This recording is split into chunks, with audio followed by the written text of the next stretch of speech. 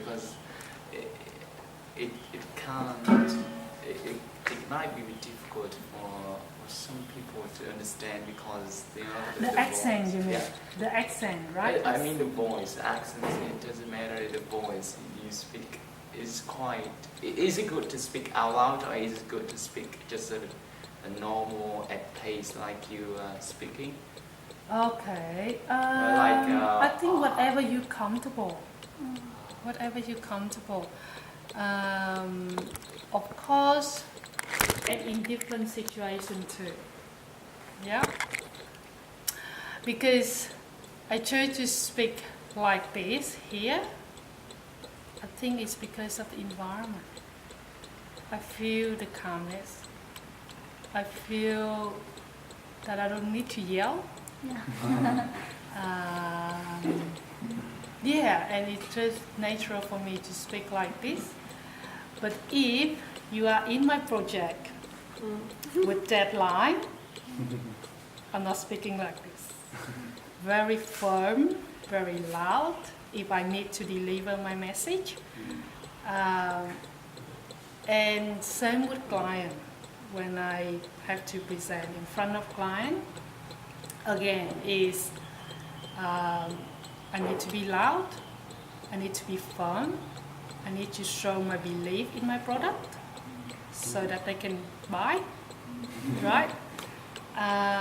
Yeah, so in different contexts, you can really here I don't need to be firm, I don't need to make people to finish their assignment or finish their task, deadline. I don't have that need of speaking in that way. Yeah. So you can choose, you can really, and it could be the way to win a negotiation. You need to pick how you speak. Yeah. So it depends on your audience, how to. Negotiation is not always about bargaining. Yeah, negotiation is how to have the win-win situation. Yeah, so I want to deliver the message that you guys are happy to take on and listen. That I need to speak in this calm voice. Yeah, if I am in a negotiation to sell a product, I need to be in a different manner. Yeah. So. The key is when you have a good pronunciation in mouth and you know how to emphasize on the stress of the word. You don't need to speak out loud. You can modify your tone and your voice in different environment. That's right, that's right. The key is pronunciation and stress. You need to master it and then change the tone. I think one of the first lessons back then I didn't understand, and I couldn't understand why, because we were still new to the language. People keep asking, only listen to the keyword. Don't listen to the whole sentence, because you don't need to listen to the whole sentence to understand what they're trying to say, right? Just listen to the keyword. But when you were new, you try to observe everything they say, right? Listen to word by word. But then as your level, moving up, it would come naturally. Like if you ask me on the radio and I listen, do I understand every word they say? No. But I still understand the message that they're trying to say. So we don't need, and that's what Hằng said, when your pronunciation is correct, your stress is correct, you don't need to say every word clearly for people to understand you. So you just mentioned just learn how to speak in a right situation, like you choose the word to speak in a right situation, and you said you need to catch up a conversation with someone, and then you can have you can speak English. So how do we hear if in fact in here, and I've been trying to set up the whole thing like I said and speak in any situation, but it's very difficult for me to I've tried to try to explain the movie Friends, and I try to explain them how why they are laughed, why the audience laughed, the talking thing in the film, but it's quite difficult, very difficult, I think. Yeah, when getting in a situation and talk, and you got a chance, and you got a really good chance to speak, and how do we get the I think proper, the same proper environment, yeah. right?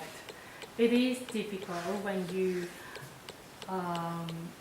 you're not in the English speaking society, but it doesn't mean that you can't execute it, you can't do it, yeah, you just need to create it. And I think it's also more important that you want it, because if you want it, you will know the way to get there. Yeah. If you don't want it, no matter how much people explain, you won't get it. That's true. Right? You want it. So the first criteria is you want it. Okay. So of course you have different levels in the group, but if you want it, you might not be able to say it in English first. You can ask the one who knows, I want to say this. How do you normally say it? Okay, so that's one way of learning. When you watch movie, I would recommend to watch the whole thing first without subtitle, without even worrying about listening to the way they speak, just so that you understand the movie. Yeah. And then rewatch it with subtitle. Yeah. Pay a little bit more attention of what they say, when they say it, and how they say it. All right. And then watch again, and again, and again. Now that you understand the movie, the story, the situation, you understand what they were trying to say, yeah, by looking at the subtitle. Now just watch it 1 time, 2 times, 10 times, until you can actually observe all the way they say it. So the first time is to understand what the story about. Second time, what they're talking about. And then the subsequent time would be how they talk. That's what you would learn. Pick one thing. Don't, watch a lot of movie may not be helpful. That's true. Choose one. Yeah. Similar with book. That's a different when I observe now with the kids in Australia when they study. The whole year, they only have one book. That's true. One story. Yes. Yeah. Not like in Vietnam, so we have like 50 of different stories that you need to remember. So it's not about quantity, it's about quality. So you choose one book, normal, depends on the level. The book sometimes like this,